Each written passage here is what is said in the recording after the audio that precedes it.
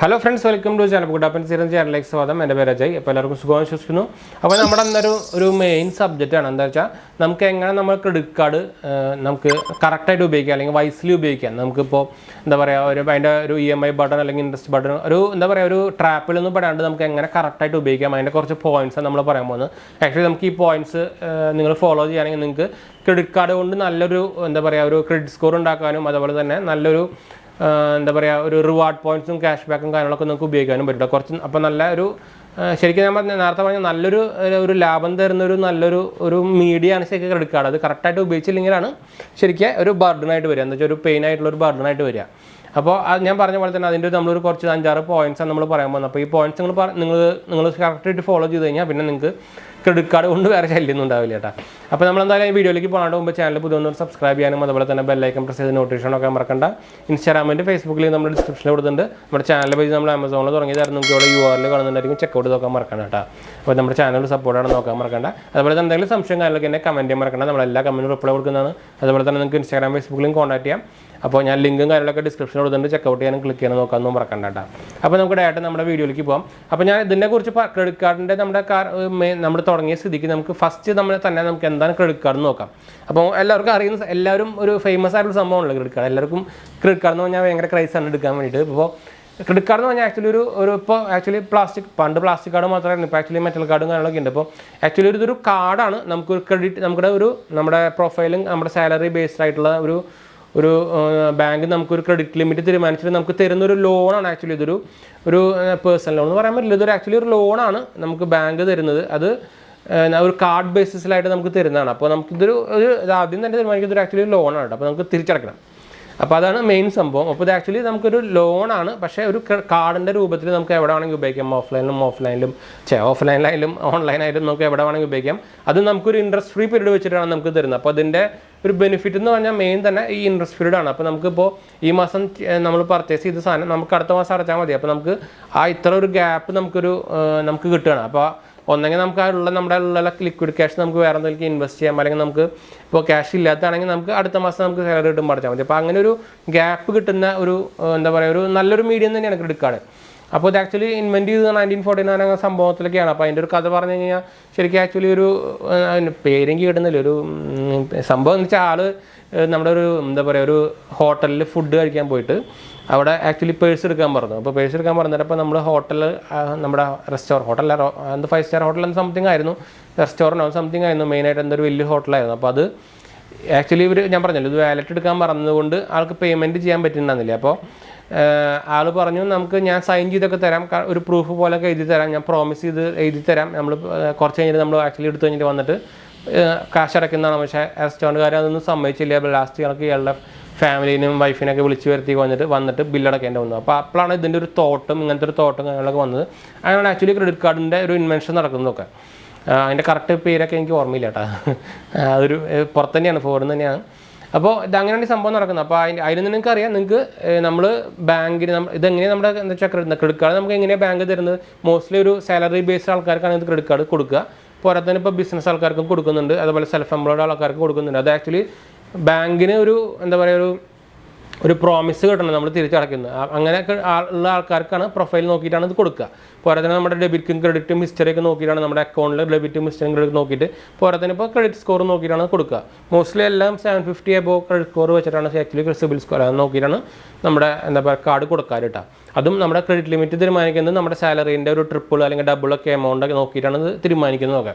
അപ്പോൾ എന്തായാലും നമുക്ക് ക്രെഡിറ്റ് കാർഡിൻ്റെ സംഭവം നമുക്ക് അറിയാം. പിന്നെ അതിൽ ബില്ലിംഗ് സൈക്കിൾ ഉണ്ട്. ഞാൻ നേരത്തെ പറഞ്ഞ പോലെ തന്നെ ഒരു ഇൻട്രസ്റ്റ് ഫ്രീ പീരീഡ് ഉണ്ട്. ആ പീരീഡിൻ്റെ ഉള്ളിൽ നമ്മൾ അടച്ചാൽ മതി. നമുക്കിപ്പോൾ നമ്മളിപ്പോൾ ഒരു എക്സാമ്പിൾ പറയുകയാണെങ്കിൽ നമ്മുടെ 1-ാം തീയതി ബില്ല് ജനറേറ്റ് ആയി കഴിഞ്ഞാൽ നമുക്കൊരു 20 ദിവസം അല്ലെങ്കിൽ 18 ദിവസം 25 ദിവസം കഴിഞ്ഞിട്ട് ബില്ല് അടച്ചാൽ മതി. അപ്പോൾ അതിൻ്റെ മുമ്പത്തെ മാസത്തെയും ബില്ലാണ് നമ്മൾക്ക് ഈ 1-ാം തീയതി ജനറേറ്റ് ആവുന്നത്. അപ്പോൾ ടോട്ടൽ നമുക്കൊരു 50 ദിവസം 55 ദിവസം അല്ലെങ്കിൽ 48 ദിവസമൊക്കെ നമുക്ക് ഒരു ഫ്രീ ഡേയ്സ് കിട്ടും അടയ്ക്കാൻ. പിന്നെ ഇപ്പോൾ പുതിയ ലേറ്റസ്റ്റ് ചില കാർഡുകളൊക്കെ നമുക്ക് ടോട്ടൽ എമൗണ്ട് EMI ഫീച്ചറും കിട്ടുന്നുണ്ട്. അപ്പോൾ അതും നമുക്കൊരു എന്താ പറയുക ഫൈനാൻഷ്യൽ ക്രൈസിസ് ഉള്ള സമയത്തൊക്കെ അത് നല്ലൊരു സംഭവമാണ്. പക്ഷേ ഇൻട്രസ്റ്റും കാര്യങ്ങളൊക്കെ വരുന്നുണ്ട്. പിന്നെ പോരാത്തതിന് കുറേ പേർക്കുള്ള സംശയമാണ് നമ്മുടെ മാഡ് എമൗണ്ട്, അതായത് മിനിമം ഡ്യൂ എമൗണ്ട്.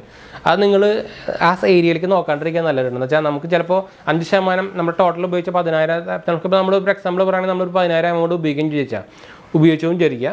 അതിൻ്റെ ചിലപ്പോൾ നമ്മുടെ മിനിമം ഡ്യൂ കാണിക്കേണ്ടാവുക ചിലപ്പോൾ 500 രൂപ 1000 രൂപ സംതിങ് കാണിക്കേണ്ടാവുക. എന്നുവെച്ചാൽ മോസ്റ്റ്ലി ഒരു 5%-നുള്ളിലാണ് ഈ മിനിമം ഡ്യൂ കാണിക്കുക. അപ്പോൾ നിങ്ങൾ വിചാരിക്കും നമ്മളത് മാത്രം പേ ചെയ്ത് ഇപ്പോൾ കുറച്ച് മാസങ്ങൾ നമ്മൾ ഇതിങ്ങനെ പേ ചെയ്ത് പോയിട്ട് അടുത്ത ലാസ്റ്റ് നമുക്ക് കാശ് കിട്ടുമ്പോൾ ലാസ്റ്റ് എല്ലാം കൂടി അടച്ചാൽ പോരെന്ന് നമ്മൾ വിചാരിക്കും. പക്ഷേ അങ്ങനെ നോക്കിക്കഴിഞ്ഞാൽ നിങ്ങൾക്ക് പെടും. എന്താ വെച്ചാൽ ഇത് ഈ ബാക്കി ബാഡിൻ്റെ ശരിക്കും ആക്ച്വലി ഒരു ട്രാപ്പാണ് ബാങ്കിന്. വെച്ചാൽ അവർക്ക് ലാഭം കിട്ടാവുന്ന സംഭവമാണ്. എന്താ വെച്ചാൽ ഈ നമ്മൾ അടച്ചു കഴിഞ്ഞാൽ സിബിലിക്ക് റിപ്പോർട്ട് ആവില്ല ഇതൊരു ബെനിഫിറ്റ് മാത്രമേ ഉള്ളൂ. ബാക്കിയുള്ള ബാലൻസ് എമൗണ്ടിലേക്ക് ഡെയിലി ഇൻട്രസ്റ്റ് കയറിക്കൊണ്ടിരിക്കും. അപ്പോൾ ഒരു ഹ്യൂജ് എമൗണ്ട് ആവും. അപ്പോൾ അത് ശരിക്കും ഒരു ട്രാപ്പാണ് കേട്ടോ. അപ്പോൾ ഈ മാഡ് എമൗണ്ട് അതായത് മിനിമം ഡ്യൂ എമൗണ്ട് അടയ്ക്കാൻ നോക്കരുത്. എപ്പോഴും ബില്ല് അടയ്ക്കുമ്പോൾ ഫുൾ എമൗണ്ട് അടയ്ക്കുക, അല്ലെങ്കിൽ EMI കൺവേർഷൻ ഓപ്ഷൻ ഉണ്ടെങ്കിൽ അത് അടയ്ക്കുക. ഫോൺ കാർഡിലേക്കാണെങ്കിൽ നമുക്ക് EMI ഓപ്ഷൻ വരുന്നുണ്ട്. ടോട്ടൽ ബില്ലിൽ നമുക്ക് EMI കൺവേർഷൻ ചെയ്യാൻ പറ്റുന്ന ഓഫർ വരുന്നുണ്ട്. അപ്പോൾ അതുകൊണ്ടാണ് ഞാൻ അങ്ങനെ ഓപ്ഷൻ പറഞ്ഞത്. ചില കാർഡിൽ മാത്രം അങ്ങനെ വരുന്നുള്ളൂ. ഇപ്പോൾ ഇൻട്രൊഡ്യൂസ് ചെയ്ത് തുടങ്ങിയിട്ടുണ്ട്. അപ്പോൾ എന്തായാലും നമുക്ക് നമ്മുടെ പോയിന്റ്സിലേക്ക് പോകാം. ഞാൻ പോയിന്റ്സിനെ നോട്ട് ചെയ്ത് വെച്ചിട്ടുണ്ടായിരുന്നു, എന്ന് വെച്ചാൽ മിസ്സാവരുതല്ലോ. അപ്പോൾ നമ്മൾ ഫസ്റ്റ് പോയിന്റ് വരുന്നത് തന്നെ നമ്മൾ നേരത്തെ പറഞ്ഞ പോയിന്റ് തന്നെയാണ്, പേ ബിൽ ഓൺ ടൈം. അതായത് നമ്മുടെ ഡ്യൂ ഡേറ്റിന് മുമ്പ് നമ്മൾ ബില്ല് പേ ചെയ്യും. മോസ്റ്റ്ലി ഒരു ഡ്യൂ ഡേറ്റ് ഇപ്പോൾ ഞാൻ ഒരു എക്സാമ്പിൾ പറയുകയാണെങ്കിൽ നമുക്ക് ഇപ്പോൾ 8-ാം തീയതിയാണ് നമ്മുടെ ബില്ല് ഡേറ്റ് ഡ്യൂ ഡേറ്റ് എന്ന് പറയുകയാണെങ്കിൽ ഒരു മിനിമം ഒരു 3 ദിവസം മുമ്പെങ്കിലും പേ ചെയ്യുക. എന്താ വെച്ചാൽ ചിലത് ഈ ക്രെഡിറ്റ് ആവാൻ ചിലപ്പോൾ ടൈം എടുക്കും. എന്താ വെച്ചാൽ ചിലപ്പോൾ 24 മണിക്കൂർ ടു 48 hours വരെ ചിലപ്പോൾ ടൈം എടുക്കാറുണ്ട്. അങ്ങനെയാണെങ്കിൽ ചിലപ്പോൾ ബില്ല് ജനറേറ്റ് ആയി കഴിഞ്ഞാൽ പിന്നെ അത് ഫൈനും കാര്യങ്ങളിലേക്കൊക്കെ പോകും. പിന്നെ അത് അവരെ കൺവിൻസ് ചെയ്ത് കോൾ ചെയ്ത് ആകെ പുലിവലാവും. പിന്നെ ഉള്ളത് ഞാൻ നേരത്തെ പറഞ്ഞ പോലെ മാഡ് എമൗണ്ട് അടയ്ക്കാണ്ടിരിക്കുക. ടോട്ടൽ എപ്പോഴും ഫുൾ എമൗണ്ട് ആയിട്ടാണ് അടയ്ക്കാൻ നോക്കുക, അല്ലെങ്കിൽ EMI കൺവേർട്ട് ചെയ്ത് അടയ്ക്കാൻ നോക്കുക കേട്ടോ. രണ്ടാമത്തെ പോയിന്റ് എന്ന് പറയുന്നത് നിങ്ങളുടെ ലിമിറ്റ് നിങ്ങൾ വൈപ്പ് ഔട്ട് ചെയ്ത് യൂസ് ചെയ്യാണ്ടിരിക്കുക. മോസ്റ്റ്ലി ഒരു 50% വരെ നിങ്ങൾ ലിമിറ്റ് ഉപയോഗിക്കാൻ നിൽക്കുക. അത് നിങ്ങൾ ഇങ്ങനെ ഉപയോഗിക്കുകയാണെങ്കിൽ നിങ്ങൾക്ക് സിബിൽ സ്കോർ നല്ലത് ഇമ്പ്രൂവ് ചെയ്യാനും നിങ്ങൾക്ക് വേറെ നിങ്ങളുടെ ക്രെഡിറ്റ് ലിമിറ്റ് കൂടാനും അതുപോലെ തന്നെ നിങ്ങൾക്ക് ഇഷ്ടംപോലെ വേറെ കാർഡ് കിട്ടാനും ഭയങ്കര ചാൻസ് കൂടുതലാണ്. ഞാൻ ഓൾറെഡി മുമ്പത്തെ വീഡിയോയിലും കുറേയൊക്കെ പറഞ്ഞിട്ടുള്ളതാണ്. ഒരു മാക്സിമമാണ് ഞാൻ പറഞ്ഞത്, 50% മാത്രം ഉപയോഗിക്കാൻ നോക്കുക.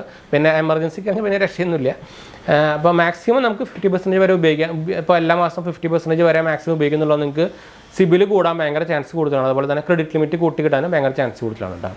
അതുപോലെ തന്നെ അടുത്താണ് ടൈമിംഗ് പർച്ചേസ്. അതൊരു മെയിൻ സംഭവമാണ്. എന്ന് വെച്ചാൽ നിങ്ങൾക്ക് അറിയായിരിക്കും നമ്മുടെ ഓരോ കാർഡിൻ്റെ സ്റ്റേറ്റ്മെൻറ്റ് ഡേറ്റും അതുപോലെ തന്നെ ഡ്യൂ ഡേറ്റും കണ്ടുകൊണ്ടായിരിക്കും. ഇപ്പോൾ എക്സാമ്പിൾ പറയുകയാണെങ്കിൽ നമ്മുടെ സ്റ്റേറ്റ്മെൻറ്റ് ഡേറ്റ് ചിലപ്പോൾ 16-ാം തീയതി ആയിരിക്കും, ബില്ല് ഡ്യൂ ഡേറ്റ് വരുന്നത് 2-ാം തീയതി ആയിരിക്കും.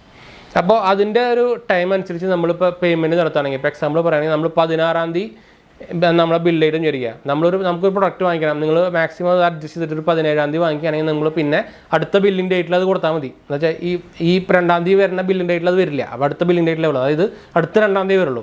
അപ്പോൾ അത്രയും ഗ്യാപ്പ് കിട്ടുകയാണ്. അപ്പോൾ അത് നിങ്ങൾ നോക്കിയിട്ട് ടൈമിംഗ് നോക്കിയിട്ട് പർച്ചേസിങ് നടത്തുക. അപ്പോൾ അതൊരു ഈ ക്രെഡിറ്റ് കാർഡിൻ്റെ ഒരു മെയിൻ ബെനിഫിറ്റാണ് ഈ എന്താ പറയുക ഈ ഇൻട്രസ്റ്റ് ഫ്രീ പീരീഡ് എന്ന് പറയുന്നത്. അപ്പോൾ അത് നോക്കിയിട്ട് പർച്ചേസ് നടത്തുക.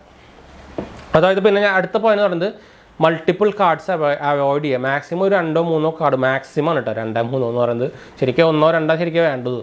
മാക്സിമം 3 കാർഡ് മാത്രം ഉപയോഗിക്കാണ്ടിരിക്കുക. എന്താ വെച്ചാൽ ഈ നമ്മുടെ ഈ ഡ്യൂ ഡേറ്റ് ഇതിപ്പോൾ നിങ്ങൾക്ക് കുറേ കാർഡുകൾ ഉണ്ടെങ്കിൽ ഇത് ആക്ച്വലി മിക്സപ്പ് ആയിട്ട് പോയിട്ട് ചിലപ്പോൾ ഡ്യൂ ഡേറ്റ് മിസ്സായി പോകാൻ ചാൻസ് കൂടുതലാണ്. അതുപോലെ തന്നെ ഇതിൽ ഏതെങ്കിലും പറഞ്ഞാൽ മിസ്സായി കഴിഞ്ഞാൽ തന്നെ നിങ്ങൾക്ക് ക്രെഡിറ്റ് ഹിസ്റ്ററി കാര്യങ്ങളൊക്കെ ഡാമേജ് ആവും, സിബിൽ സ്കോർ ഡാമേജ് ആവും. അപ്പോൾ ഇത് എല്ലാം കറക്റ്റായിട്ട് നോക്കാൻ പറ്റുന്നതാണെങ്കിൽ എന്ന് ഉറപ്പുണ്ടെങ്കിൽ മാത്രം ഇത്രയധികം കാർഡ് എടുക്കുക. കാർഡ് എടുത്തുകൊണ്ട് കുഴപ്പമൊന്നുമില്ല, പക്ഷേ അത്രയധികം കാർഡ് എടുക്കാണ്ടിരിക്കുകയായിരിക്കും നല്ല. എന്ന് വെച്ചാൽ നിങ്ങൾക്കൊരു ഫൈനാൻഷ്യൽ എന്താ പറയുക ഒരു കൺട്രോൾ പോകും ഇത്രയധികം കാർഡ് വരുമ്പോൾ. അത് ഉറപ്പാണ്, ക്രെഡിറ്റ് കാർഡ് വരുമ്പോൾ തന്നെ അത് പോകുന്ന കാര്യം. പിന്നെ അടുത്തത് നമ്മുടെ ക്യാഷ് ബാക്കും റിവാർഡ്സ് പോയിൻറ്റ്സും കാര്യങ്ങളൊക്കെ കറക്റ്റായിട്ട് ഉപയോഗിക്കാൻ നോക്കുക. എന്ന് വെച്ചാൽ ഇപ്പോൾ 1 കാർഡിൻ്റെ കാര്യം പറയുകയാണെങ്കിൽ നമുക്ക് ശരിക്കും റിവാർഡ് പോയിൻറ്റ്സ് ഒക്കെ ക്യാഷായിട്ട് കൺവേർട്ട് ചെയ്ത് ഉപയോഗിക്കാൻ പറ്റും. അതായത് നമ്മുടെ ക്രെഡിറ്റ് ലിമിറ്റിലേക്ക് തന്നെ ആഡ് ചെയ്യാൻ പറ്റും. അപ്പോൾ അതൊരു ഭയങ്കര ലിമിറ്റാണ്. നേരത്തെ നമ്മൾ കുറച്ച് ദിവസം മുമ്പ് വീഡിയോ എടുത്തിട്ടുണ്ടെങ്കിൽ നമുക്ക് ഓൾറെഡി ഒരു 20,000 വരെ നമുക്ക് ലാഭം കിട്ടിയെന്ന് പറഞ്ഞിട്ട് നമ്മൾ വീഡിയോ കാണാത്തൊരു പോയി കണ്ടു കേട്ടോ. എന്ന് വെച്ചാൽ ഇത് ഇത്ര കാലം നമുക്ക് ഉപയോഗിച്ചിട്ട് 10-20,000 നമുക്ക് അതിൻ്റെ ലാഭം കിട്ടിയിട്ടുണ്ടായിരുന്നു. അപ്പോൾ അതിൻ്റെ പോയിന്റ് വൈസ് ആയാൽ തന്നെ റെഫറൽ ലിങ്ക് ആയാൽ തന്നെ ഇതെല്ലാം കൂടിയാണ് നമുക്ക് 20,000 സംതിങ് കിട്ടിയത്. അതും ഫുള്ളി റെഫറൽ മാത്രമൊന്നും അല്ല കേട്ടോ. നമുക്ക് റിവാർഡ് പോയിന്റ് വെച്ചിട്ട് നമുക്ക് അത്യാവശ്യം ഒരു 60, 70%, 50% ഒക്കെ നമുക്ക് കിട്ടിയിട്ടുണ്ടായിരുന്നു. അപ്പോൾ അതും നല്ലൊരു ക്രെഡിറ്റ് കാർഡിൻ്റെ ഒരു മെയിൻ ഫീച്ചറാണ് റിവാർഡ് പോയിന്റ് സിസ്റ്റം. അപ്പോൾ കുറേ അത് മോസ്റ്റ്ലി ബാങ്ക് എല്ലാ കാർഡിൻ്റെ റിവാർഡ് സിസ്റ്റം അത്ര നല്ലതല്ല എന്ന് ഞാൻ പറയും. നല്ലതല്ല ശരിക്കും. എന്ന് വെച്ചാൽ എല്ലാത്തിനും നമുക്ക് യൂസ് ചെയ്യണമെങ്കിൽ തന്നെ വേറെ കാശ് കൊടുക്കണം. അത് റിവാർഡ് റിട്ടംഷൻ പോയിന്റ് വേറെ കൊടുക്കണം. അതില്ലാത്ത കാർഡ് നോക്കി എടുക്കുകയാണെങ്കിൽ നിങ്ങൾക്ക് നല്ലത്. അതിലൊരു എക്സാമ്പിളാണ് 1 കാർഡ്. ബാക്കി വേറെ കുറച്ച് കാർഡുകളുണ്ട് റിവാർഡ് റിട്ടംഷൻ ഇല്ലാത്ത, പക്ഷേ ലിമിറ്റഡ് ആണ്. ഞാൻ എക്സാമ്പിൾ പറഞ്ഞാണ് 1 കാർഡിൻ്റെ നോർമൽ 1 കാർഡ് കേട്ടോ. FD 1 കാർഡ് ഞാൻ എന്തായാലും റെക്കമെൻഡ് ചെയ്യില്ല. നോർമൽ 1 കാർഡ് റെക്കമെൻഡ് ചെയ്യില്ല. ഞാൻ FD 1 കാർഡ് എന്ന് പറഞ്ഞാൽ നമ്മൾ കാശ് കിട്ടണമല്ലോ, എന്നിട്ട് വേണം നമുക്ക് അതിൻ്റെ ഇട്ടിട്ട് വേണം നമുക്ക് എടുക്കാം. അതുകൊണ്ടാണ് ഞാൻ പറയുന്നത്. പിന്നെ വരുന്നത് നമ്മൾ മാക്സിമം അടുത്ത പോയിന്റ് പറയുന്നത് നിങ്ങൾ മാക്സിമം നമ്മുടെ ക്രെഡിറ്റ് കാർഡ് കൊണ്ട് ATM ഉപയോഗിക്കാണ്ടിരിക്കുക. എന്ന് വെച്ചാൽ നിങ്ങളത് ഉപയോഗിക്കുന്നതിനനുസരിച്ച് നമുക്ക് അത് ചില കാർഡുകൾ മാത്രം അതിന് ഇൻട്രസ്റ്റ് ഫ്രീ പീരീഡ് ഉള്ളൂ, ബാക്കിയല്ലാതെ നമുക്ക് ഇൻട്രസ്റ്റ് ഡെയിലി ഇൻട്രസ്റ്റും ഉണ്ട്.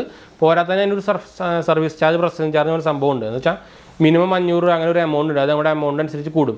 അപ്പോൾ അത് ശരിക്കും നഷ്ടമാണ്. അത് നിങ്ങൾക്ക് വേറെ ഒരു രക്ഷയില്ല, എമർജൻസി കാര്യങ്ങളൊക്കെ ആണെങ്കിൽ മാത്രം ഉപയോഗിക്കുക, അല്ലാണ്ട് നിങ്ങൾ ATM ഫെസിലിറ്റി ക്രെഡിറ്റ് കാർഡിൻ്റെ ATM ഫെസിലിറ്റി ഉപയോഗിക്കാണ്ടിരിക്കുക കേട്ടോ.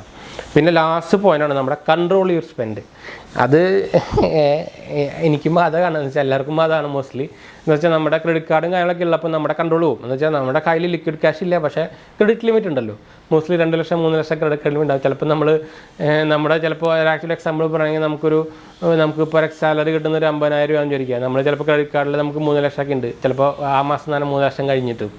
അങ്ങനെയാണെങ്കിൽ നമുക്കത് തിരിച്ചടയ്ക്കാൻ കുറച്ച് പാടായിരിക്കില്ല. പിന്നെ EMI ഫീച്ചേഴ്സും കാര്യങ്ങളൊക്കെ ഉണ്ട്. കൺട്രോൾ, അതാണ് നമ്മുടെ main point, control your spend. അത് കുറച്ച് പാടാണ്, എന്നാലും കൺട്രോൾ ചെയ്തത് നന്നായിരിക്കും. അതാണ് നമ്മൾ പറഞ്ഞു വരാൻ ഉദ്ദേശിച്ചത്. അപ്പോൾ ഈ പോയിന്റ്സ് നിങ്ങൾ ഫോളോ ചെയ്യുകയാണെങ്കിൽ നിങ്ങൾക്ക് എന്തായാലും ക്രെഡിറ്റ് കാർഡ് കൊണ്ട് നഷ്ടമൊന്നും ഉണ്ടാവില്ല, ലാഭം തന്നെ ഉണ്ടാവുള്ളൂ കേട്ടോ. അപ്പോൾ എന്തായാലും നമ്മൾ വീഡിയോ വൈൻഡപ്പ് ചെയ്യാൻ, വീഡിയോ ഇഷ്ടപ്പെട്ടവർ ലൈക്ക് ചെയ്യാനും ഷെയർ ചെയ്യാനും സബ്സ്ക്രൈബ് ചെയ്യാനും മറക്കണ്ട. എന്തായാലും സംശയിക്കേണ്ട കമൻറ്റ് ചെയ്യാനും മറക്കണ്ട. നമ്മളെല്ലാ കമൻറ്റ് റിപ്ലൈ കൊടുക്കുന്നതാണ്. അപ്പോൾ നമുക്ക് അടുത്ത വീഡിയോ കാണാം. ബൈ.